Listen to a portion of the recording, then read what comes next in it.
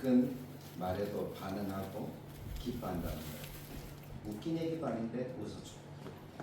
그것이 참 아름다운 모습인 것 같아요. 우리 다들 교회에 좋은 것이 오고 와서 설교하는 목사님들마다 와 너무 은혜롭다 그런 얘기 많이 하시고 반응해 주시고 아멘해 주시고 하니까 그것보다 더 좋은 것은 없는 것 같습니다.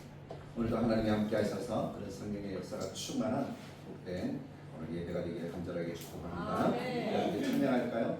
저는 이 찬양이 참 좋아요. 우리 곡조거든요. 우리 곡조로 만들어진 찬양. 그것도 하늘나라 하나님이 계신 곳 바라보면서 찬양하는 곡인데요. 이 찬양을 우리가 하나님께 드리면서 하나님 우리의 찬양 우리 예배를 받아 주옵소서. 힘있게 이렇게 찬양하며 하나님께 나아가기를 원합니다.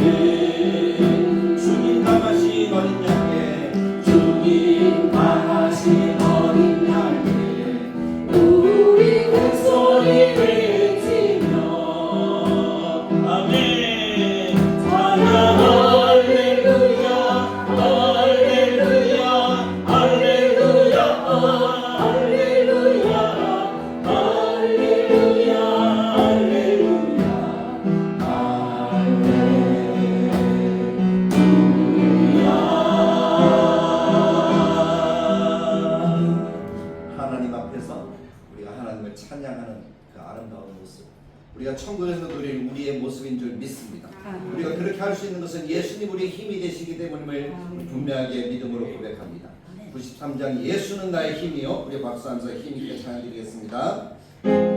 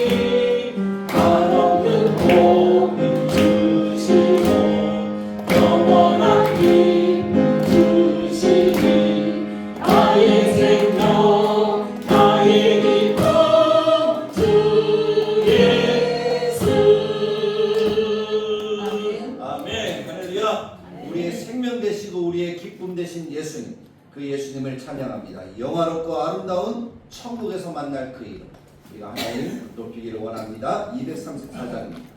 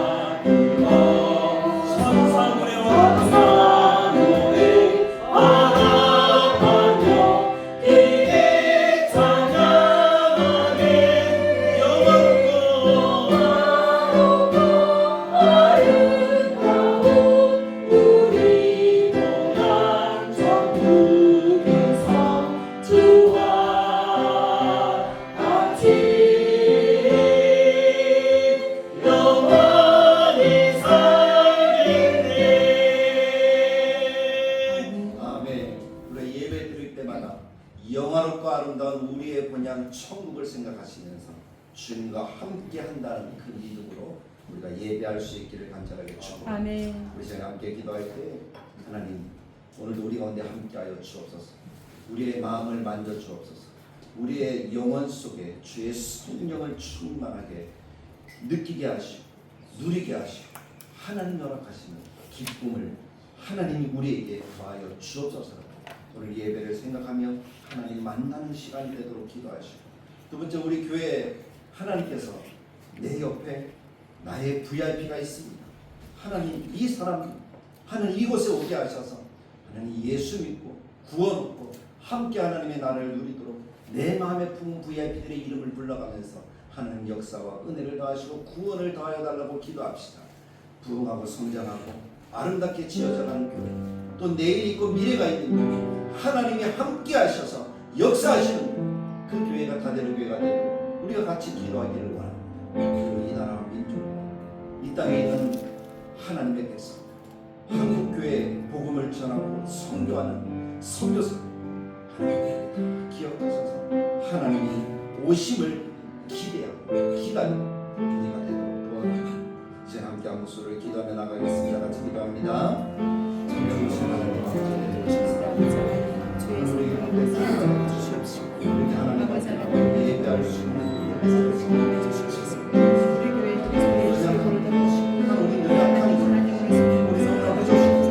하나님이 아닙니다.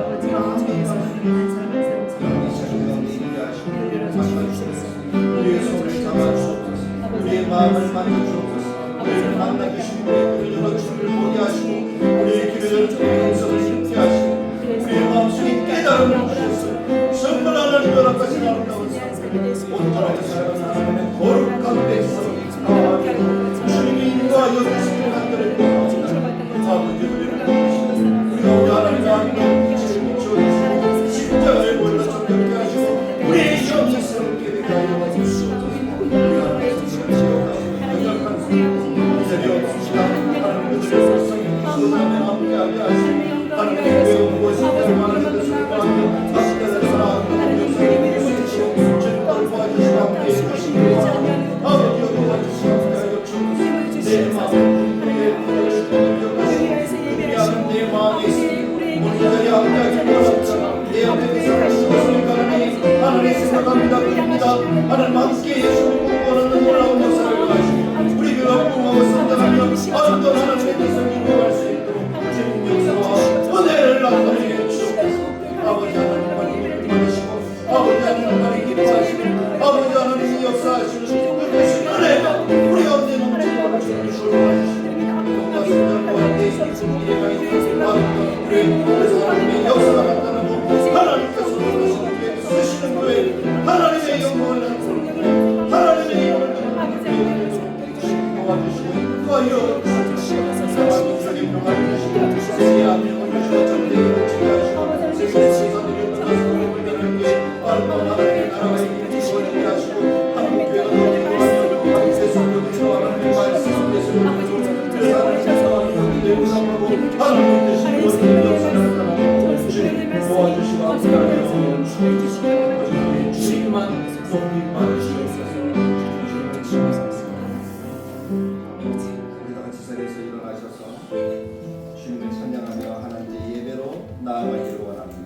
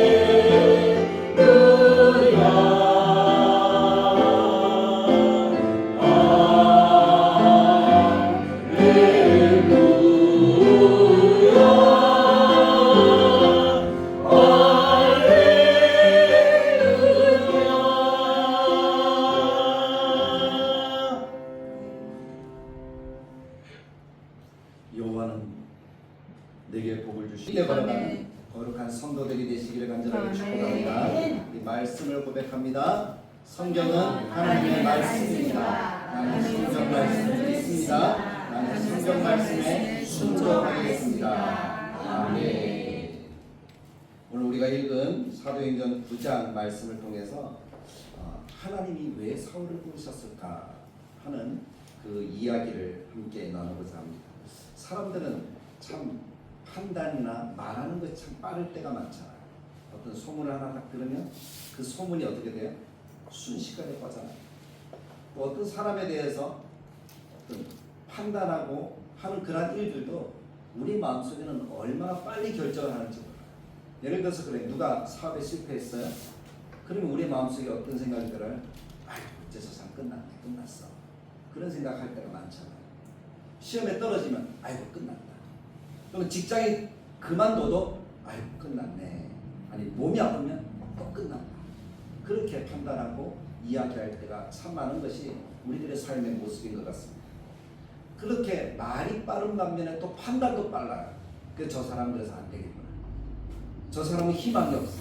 저 사람은 절대 안 바뀌어. 그런 생각을 할 때, 그런 말들을 할 때가 많이 우리 가운데 있는 것 같습니다.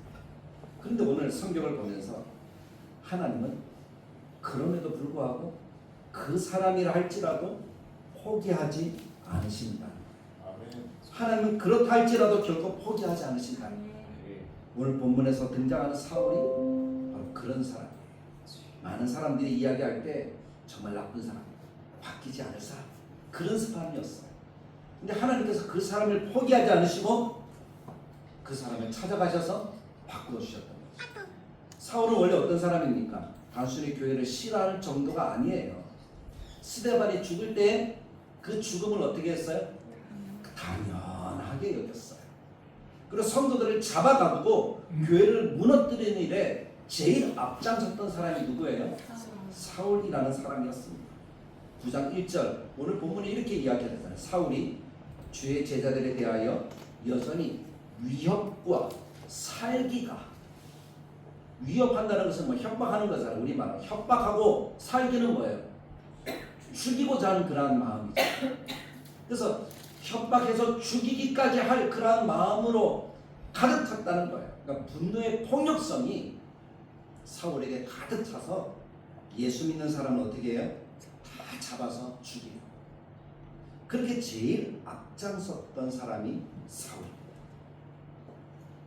그러면은 일반적으로 생각해 볼 때 우리가 예수 믿는 사람이고 사울이 있다면 사울에 대해서 어떻게 생각하죠? 안 돼. 저 사람은 절대 안 돼. 우리 그룹에 받아들이려고 해야 안 해요? 안 할 거예요. 그냥 그 사람이 오면 어떻게 되니까? 우리 다 죽으니까. 우리 다 감옥 가니까. 근데 성경은, 오늘 하나님은 그런 사울을 하나님이 잘라서 멸망시키지 않고 오히려 그 사람을 부르셨다는 거예요. 왜일까? 복음이라고 하는 것, 구원이라고 하는 것, 그것은 착한 사람들만을 위한 것이 아니잖아요. 하나님은 모든 사람이 구원에 이르기를 원하신다라고 말씀합니다. 은혜는 자격 있는 어떤 사람만 받는 것이 아니라 하나님이 택하시고 하나님이 예정하신 사람이라면 누구든지 그 은혜를 받게 되어진다는 사실을 오늘 말씀에 보여주고 있다는 것입니다. 어찌 보면 사울은 예수님께로부터, 하나님께로부터 가장 멀리 있던 사람인지 몰라요. 왜냐하면 우리 성경에서 보는 것처럼 예수 믿는 사람을 잡아 죽이려고 위협과 살기가 등등하였습니다. 그래서 예수님께서도 사울에게 뭐라고 얘기하는가 하면, 사울아, 사울아, 네가 어찌하여 나를 박해하느냐. 예수님을 박해한다라고 예수님이 말씀하고 계십니다. 근데 그 이야기를 하는 그 장소가 어디입니까? 다메섹이라는 그곳으로 가는 길 가운데 있다. 그래서 그 다메섹으로 왜 사울이 지금 가고 있습니까? 1절에서 얘기하는 것처럼 위협하고 살기가 등등하여서 예수 믿는 사람들을 어떻게 하라고요? 잡으려고. 그리스도인들을 잡아오는 것, 그것이 목적이에요. 다메섹이라고 하는 동네는요, 사실 어떤 동네인가 하면 유대 땅일까요, 아닐까요? 유대 땅이 아니네요. 그 다메섹, 우리 지도상으로 보면, 현재 지도상으로 보면 다마스커스, 역사 지도에도 보면 다마스커스라고 해요. 다마스커스는 옛날 아랍 나라와 이스라엘은 아주 가까운 나라예요. 예루살렘 성전을 건축할 때도 아람의 왕이 어떻게 해요? 나무를 많이 보내서 성전을 건축하고 궁전도 짓고 다윗과 솔로몬과 아주 친밀했던 그런 족속이었어. 근데 나중에는 어떻게 되죠? 서로 싸우죠. 그래서 시리아, 지금은 시리아라는 그런 땅이죠. 그러니까 이스라엘 땅이 아니에요. 근데 왜 다메섹에 예수 믿는 사람이 있게 되었습니까? 우리가 성경 7장 8절에서 보는 것처럼 스데반이 순교한 이후에 사람들이 어떻게 됐어요? 예루살렘은 다 흩어졌잖아요. 그래서 여러 지역으로 갔어요. 근데 그 흩어진 사람들이 어디까지도 갔다는 거예요? 다메섹. 다메섹이 예루살렘에서 얼마나 먼가 하면 물론 우리나라 지도로 딱 보면 설명하기가 대전쯤 되는 위치. 서울까지가 400km니까 고속도로로 다메섹은 한 250km 정도 떨어져 있는 거리거든요. 예루살렘에서 다메섹까지는 그 정도밖에 안 돼요. 그런데 그 길이 어떤 길이에요? 산, 넘고 사막을 건너야 돼서 갈 수 있는 길. 쉬운 길은 아닌 거예요. 그 곳까지 예수 믿는 사람들이 가 있었어요. 근데 사울이 이렇게 멀리 떨어지고 이스라엘 땅도 아닌데 다메섹까지 가서 교회를 핍박하였다는 것입니다. 그만큼 사울은 열심히 있었어요. 유대 교회에 대한 확신이 있었고 예수가 거짓이라는 것에 대한 확신을 가지고 있었던 사람.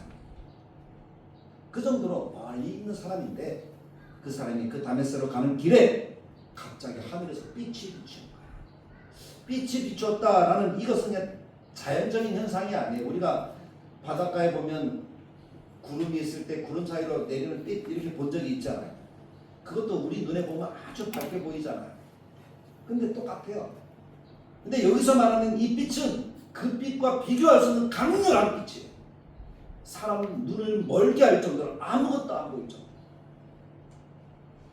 근데 이 빛은 그냥 자연현상이 아니라 하나님의 임재와 영광을 나타내는 빛이에요. 하나님이 임하실 때 그 빛이 성경에 많이 등장합니다. 사울은 그 빛 앞에 쓰러지고 맙니다. 그리고 예수님께서 그렇게 쓰러진 사울에게 하는 얘기가 뭡니까? 사울아 사울아 네가 어찌하여 나를 핍박하느냐 박해하느냐. 성경을 가만히 보십시오. 예수님이 분명히 말씀하시는 네가 어찌하여 나를 박해하느냐. 누구를 박해한다고 그랬어요? 예수님. 근데 사울은 지금 무엇을 하러 가는 길이에요. 예수 믿는 사람을 잡아서 죽이기 위해서 다메섹으로 가는 거예요. 예수 믿는 사람을 괴롭힌 것이지 예수님을 괴롭힌 것이 아니었어요. 근데 성경은 뭐라 그래요? 예수님은 뭐라 그래요? 나를 박해하느냐. 그 말이 뭡니까? 예수님의 교회, 예수 믿는 사람이 곧 누구라는 거예요? 예수입니다. 예수님을 그렇게 보신다는 거예요. 우리를 예수님 당신으로 보신다는 거예요. 아멘. 그렇게 예수님이 우리를 사랑하시고 우리를 귀하게 여기시다. 이 사실을 마음속에 깊이 새기기를 간절하게 축복합니다. 아멘. 성도를 향한 박해는 곧 예수님을 향한 박해라는 것입니다. 그것이 얼마나 우리에게 은혜가 되는지. 근데 우리가 예수님 믿기를 참 잘했죠. 아멘. 예수 믿는 것이 참 행복이죠. 아멘. 그런데 이 행복을 누리는 우리가 이 사실을 모르고 있다면 얼마나 안타깝습니까? 오늘 예수님이 이 말씀을 통해서 우리도 빛으로 나타내신 그 예수님이 오늘 예배를 통해서 말씀을 통해서 우리 안에 임하시고 아멘. 간절히 하나님을 바라볼 수 있는 아멘. 복된 성도들이 되시길 간절하게 축복합니다. 아멘. 모세도 광야에서 하나님을 만나잖아요. 하나님을 만날 때 80세에 만나게 되어지는데 80년 만에 만난 그 하나님이 어디에서 나타납니까? 가시떨기 나무가 불타는 불꽃 가운데서 빛 안에서 나타나시는 거예요. 모세는 실패자처럼 도망했잖아요. 살인자가 되어서 누명을 쓴 것이 아니죠. 살인자가 되어서 도망을 했어요. 근데 그곳에서 하나님이 모세를 부르십니다. 막다른 골목이잖아요. 하나님의 부르심은 사람의 평가로 막을 수가 없어요. 사울 우리가 볼 때는 정말 우리 입장에서는 죽어야 될 사람이에요. 우리랑 함께 할 수 없는 사람이에요. 우리는 그렇게 평가할 수밖에 없을 거예요. 근데 그 평가로 하나님의 일을 우리가 어떻게 재단할 수가 없어요. 하나님의 부르심은 우리의 생각과 너무 달라요.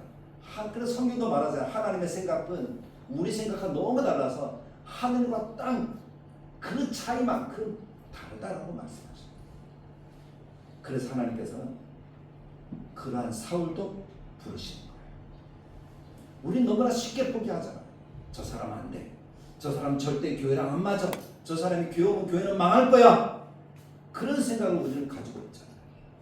근데 하나님은 가장 멀리 있는 사람조차도 가장 가까이 부르셔서 쓰시는 분이라는 것입니다. 그러므로 사랑하는 성도 여러분, 혹시 지금 우리가 살아가면서 기도를 포기한 혹시 사람이 없습니까? 기도를 포기한 자녀는 없습니까? 술 때문에 눈물 흘리며 있는 가족은 없습니까? 수연째 교회와 멀어진 남편이 있지는 않습니다. 직장에서 복음을 가장 거부하는 동료 때문에 고통스러워하는 우리들의 모습은 없습니까? 우리가 끝났다고 말할 수는 있을지 몰라도 하나님은 다메섹에서 사울을 부르셨다는 사실을 기억해 볼 때 하나님 지금도 가장 멀리 있는 그 사람을 찾아가고 계신다는 거예요. 누구를 통해서 찾아가는가 하면 바로 우리를 통해서 찾아가신다는 거예요. 그러므로 우리 그 사람을 포기하지 않기를 간절하게 바랍니다. 복음은 가능성 있는 누구에게만 필요한 것이 아니라 죽을 영혼을 살리는, 죽어가는 그 영혼에게 필요한 것이 복음이라는 거예요.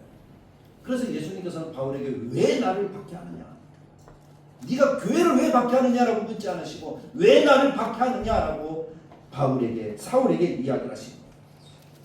사울은 성도들을 핍박했지만 예수님은 그 죄를 자신의 몸으로 다 담당하셨기 때문에 그렇게 말씀하시는 거죠. 예수님께서는 그 사람을 심판하시는 것이 아니라 고쳐서 쓰시는 분입니다. 왜냐하면 십자가 때문에 사울이 받아야 할 심판을 이미 예수님이 대신 받으셨죠. 우리가 받아야 될 심판을 예수님이 대신 받으셔서 우리를 구원하신 거죠. 사울을 택하셔서 원수까지도 부르셔서 사용하시는 하나님의 사랑, 그 사랑이 오늘 9장에서 우리가 깨달아야 되는 하나님의 말씀의 첫 번째. 그럼 두 번째는 하나님 깨뜨신 후에 새롭게 빚으신다. 오늘 성경을 다 읽진 않았지만 성경을 읽다 보면 아나니아라는 사람이 등장하게 되어집니다. 다메섹에 사는 아나니아. 10절에 보면 나오잖아요. 그때 다메섹에 아나니아라는 제자가 있거든요. 이 아나니아라는 사람이 다메섹까지 가서 예루살렘에 있다가 다메섹에 간 거예요. 아주 유력한 사람 가운데 한 사람이죠. 그 사람이 사울을 부르는 이름을 우리가 가만히 들어보면 참 놀라지 않을 수가 없습니다.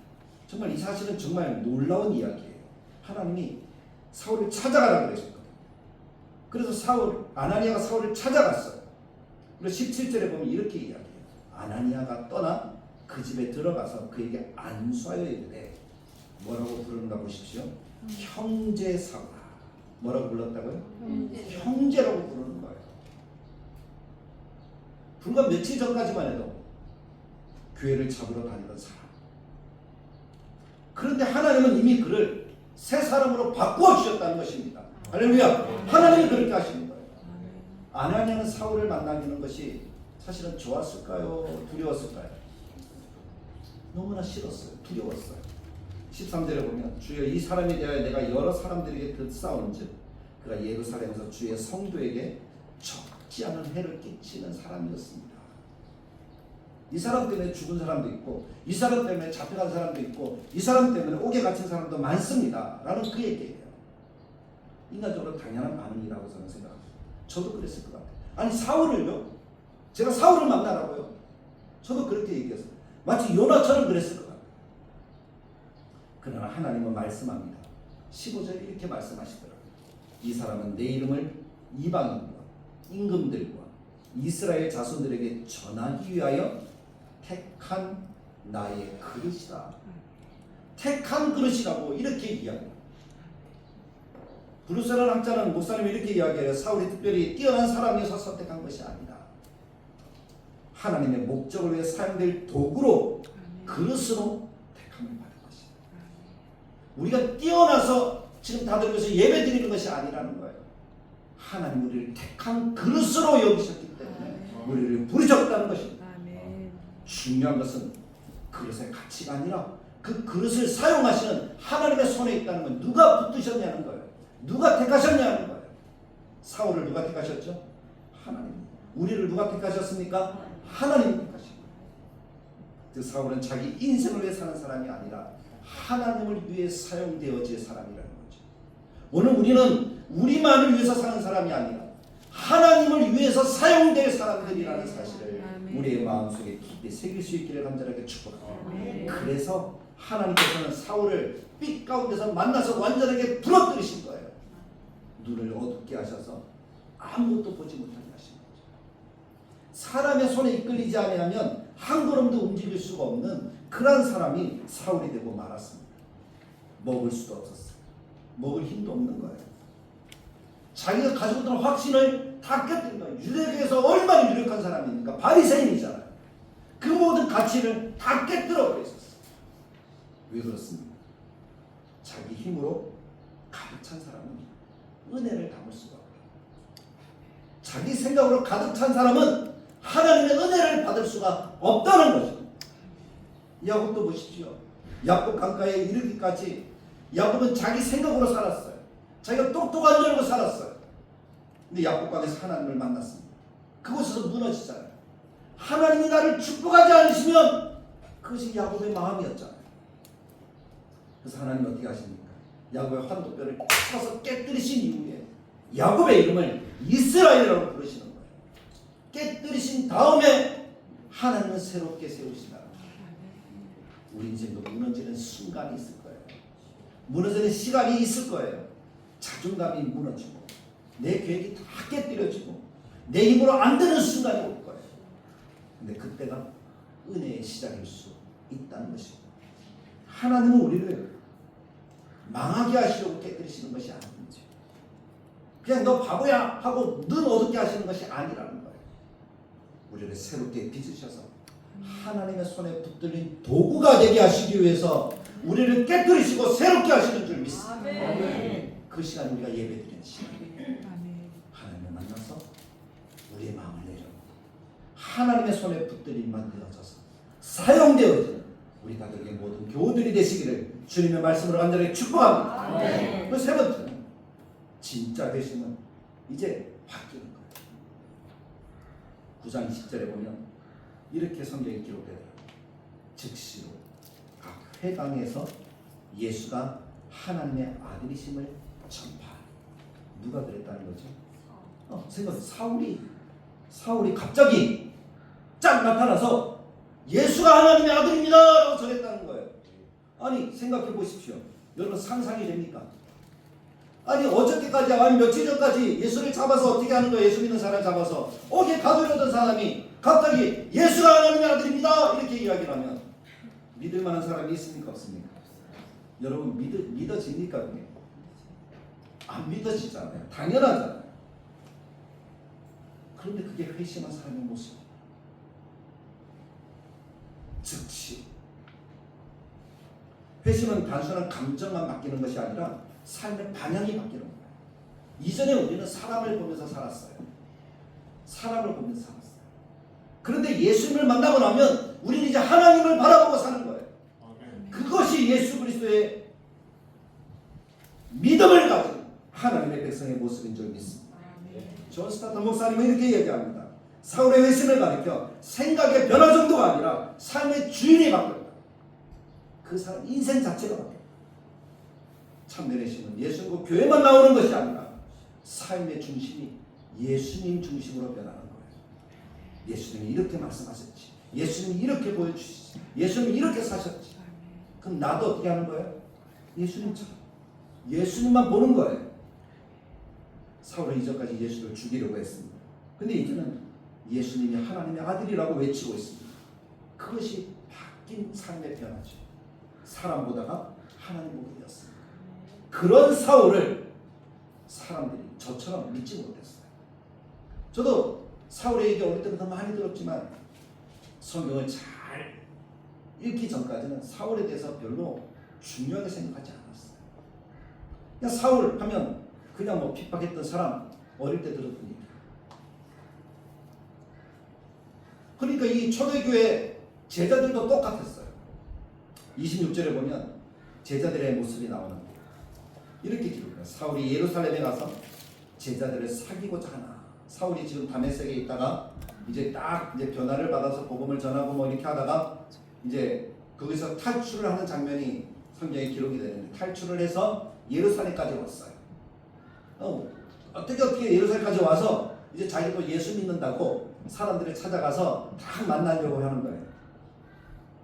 그 얘기잖아요. 하나 다 두려워하여 그가 제자됨을 믿지 아니하나. 제자됨을 믿었다 믿지 않았다? 당연한 거 아니겠습니까? 아니 다메섹의 이야기를 이 사람들이 아직 몰라요.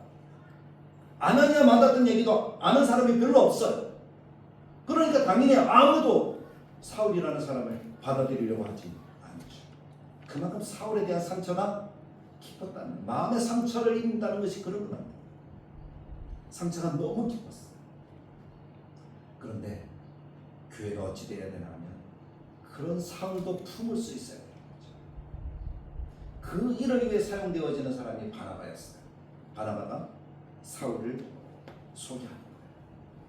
다메섹에서 만난 모습과 아나니아를 만나서 변화된 모습, 그 다메섹에서 예수님을 하나님의 아들이라고 전했던 그 변화된 모습을 바나바가 이야기를 하면서 예루살렘 성도들에게 이 사람 정말 예수 믿는 사람이 되었습니다.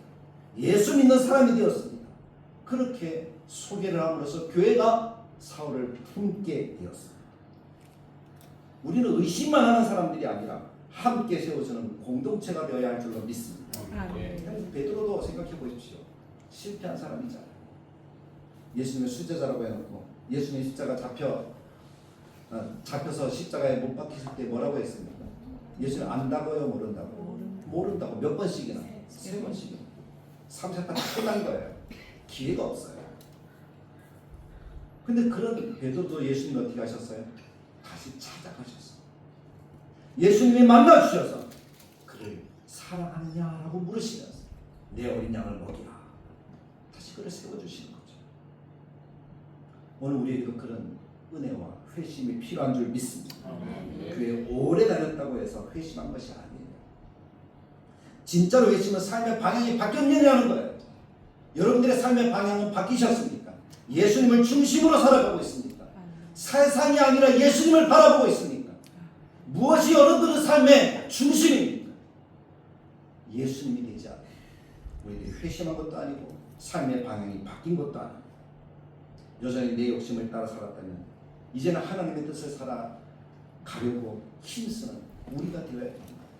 내 욕심, 내 생각이 아니라 예수님 말씀, 하나님 생각이 되어야 돼요. 솔직히 저도 이 말씀 준비하면서 그렇더라고요. 저도 아직 안 된 부분이 많더라고요. 저도 예전에 사람을 너무나 쉽게 포기할 때가 있었고 저 사람 안 돼.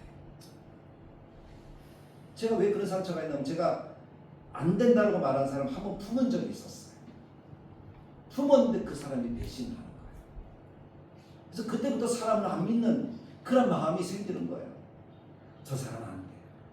변하지 않아. 그 사람이 이 다리까지 넘어가 버렸거든요. 그런 생각이 저에게 있었어요. 근데 오늘 말씀을 보면서 준비하면서 하나님께 회개하면서 말씀을 주고 있어요. 제가 그 사람인데.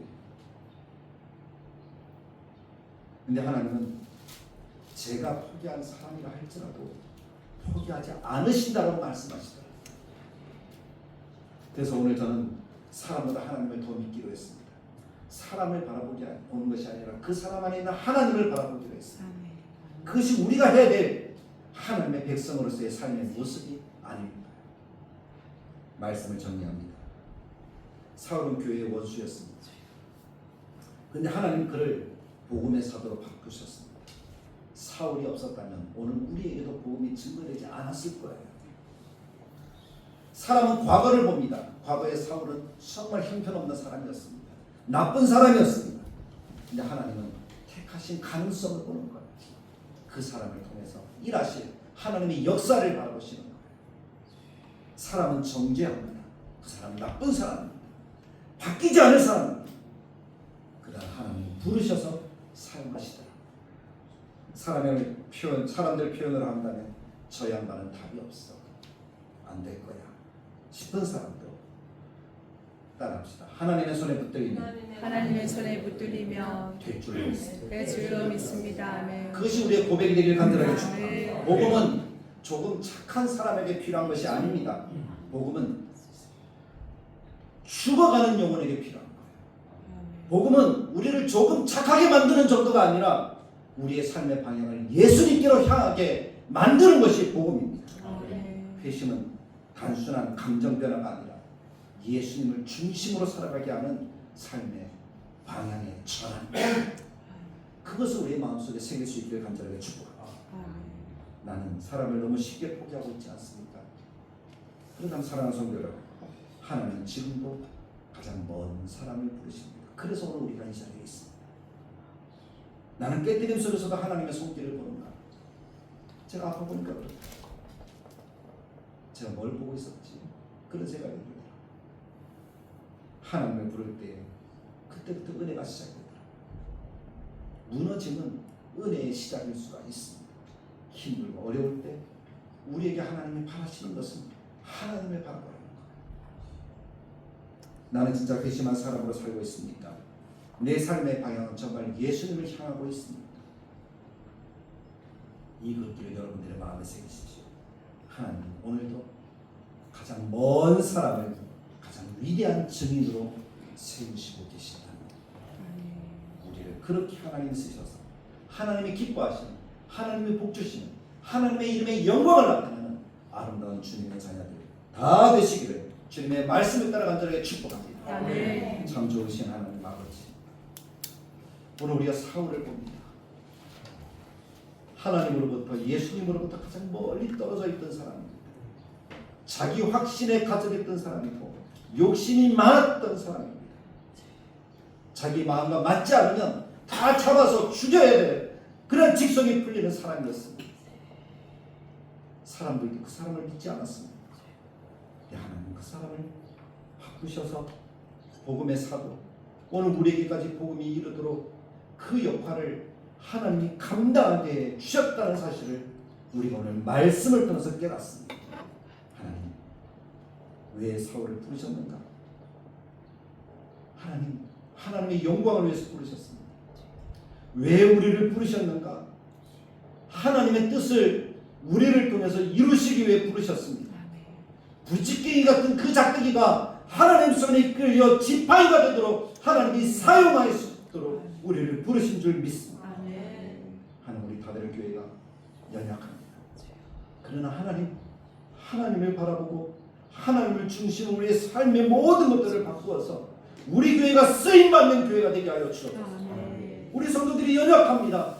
하나님의 손에 붙들린 그릇이 되어서 귀하게 쓰임받는 아름다운 성도들이 되도록 주님이 역사하여 주옵소서. 하나님 기뻐하시는 마지막 때에 하나님의 영광을 나타내도록 우리를 도우시고 인도하여 주옵소서. 예수님의 이름으로 기도드리옵나이다. 아멘. 마지막 날에 함께 찬양드리겠습니다.